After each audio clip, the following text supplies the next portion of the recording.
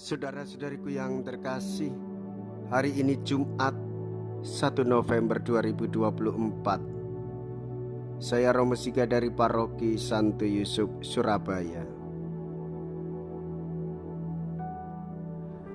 Dalam nama Bapa dan Putra dan Roh Kudus, amin. Gereja merayakan hari raya semua orang kudus.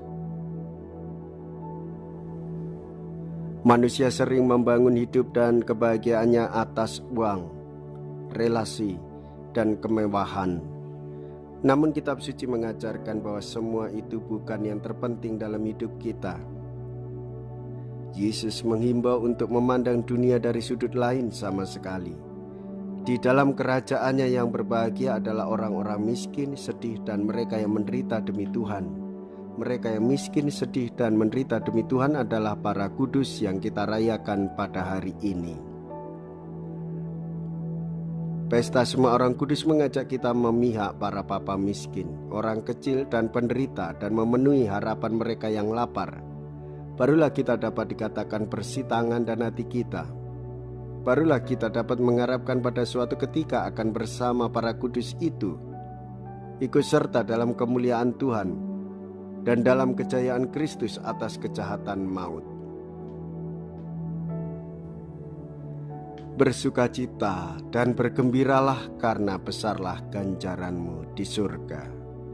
Mea culpa, mea culpa, mea maxima culpa. Marilah kita berdoa.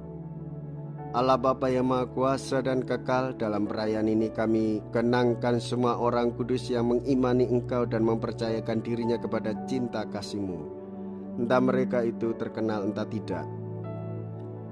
Dengan para kudus itu kami telah Kau persatukan dalam umat-Mu, dalam gereja-Mu. Maka kami mohon dengan perantaraan mereka penuhilah keinginan kami dan perkenankanlah kami ikut serta dilimpahi belas kasih-Mu. Dengan pengantaraan Yesus Kristus Putra-Mu Tuhan kami yang hidup dan berkuasa bersama dengan Dikau dalam persatuan Roh Kudus, Allah sepanjang segala masa. Amin. Tuhan bersamamu dan bersama rohmu. Inilah Injil suci menurut Matius. Dimuliakanlah Tuhan. Matius bab 5 ayat 1 sampai dengan ayat 12a. Sekali peristiwa ketika melihat banyak orang yang datang, Yesus mendaki lereng sebuah bukit. Setelah ia duduk, datanglah murid-muridnya. Lalu Yesus pun mulai berbicara dan mengajar mereka. Katanya, "Berbahagialah orang yang miskin di hadapan Allah, karena merekalah yang mempunyai kerajaan surga. Berbahagialah orang yang berduka cita, karena mereka akan dihibur. Berbahagialah orang yang lemah lembut, karena mereka akan memiliki bumi.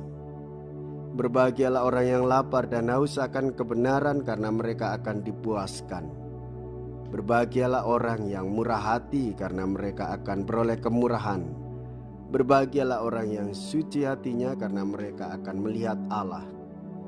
Berbahagialah orang yang membawa damai, karena mereka akan disebut anak-anak Allah. Berbahagialah orang yang dianiaya demi kebenaran, karena merekalah yang mempunyai kerajaan surga. Berbahagialah kamu, jika demi aku kamu dicela dan dianiaya, dan kepadamu difitnahkan segala yang jahat. Bersukacita dan bergembiralah, karena besarlah ganjaranmu di surga." Demikianlah sabda Tuhan. Terpujilah Kristus. Saudara-saudariku yang terkasih, orang-orang kudus menjadi teladan hidup kita dalam iman kepada Yesus Kristus. Mereka setia mengikuti perintah-perintah Tuhan Yesus dan mendengarkan sabdanya dan menghayati di dalam hidupnya. Orang-orang kudus menjadi teladan bagi kita dalam persekutuan hidup beriman.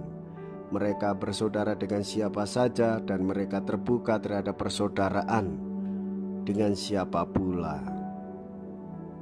Semua dijadikan kawan dan sahabat, meskipun mereka dibenci, dihina, bahkan mengalami kematian demi membela iman.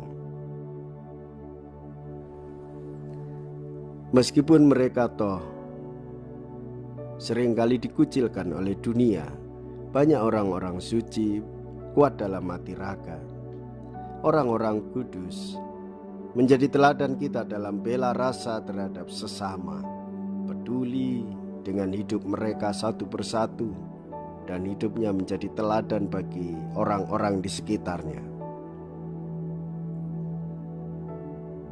Saudara-saudariku yang terkasih, sabda yang kita dengar juga memberikan kekuatan di dalam hidup kita, memberikan inspirasi yang luar biasa kepada banyak orang kudus di dunia ini.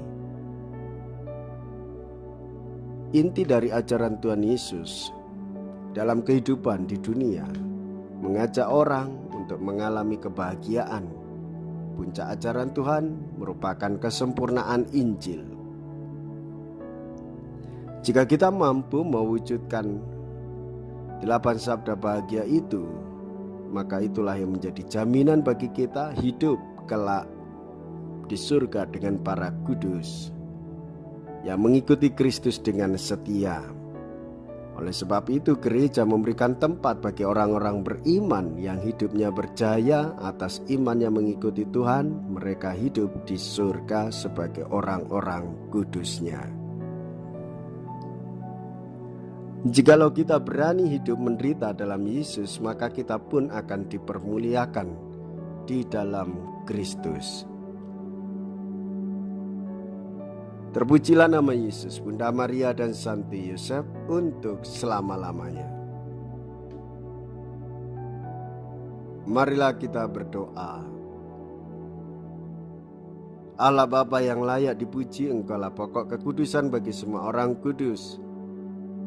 Kami menyembah Dikau dan mohon semoga kesucian kami Kau sempurnakan dan Kau penuhi dengan cinta kasih-Mu. Dan semoga kami Kau berkenankan beralih dari santapan kaum musafir ini kepada perjamuan di dalam kerajaan surga. Demi Kristus Tuhan kami.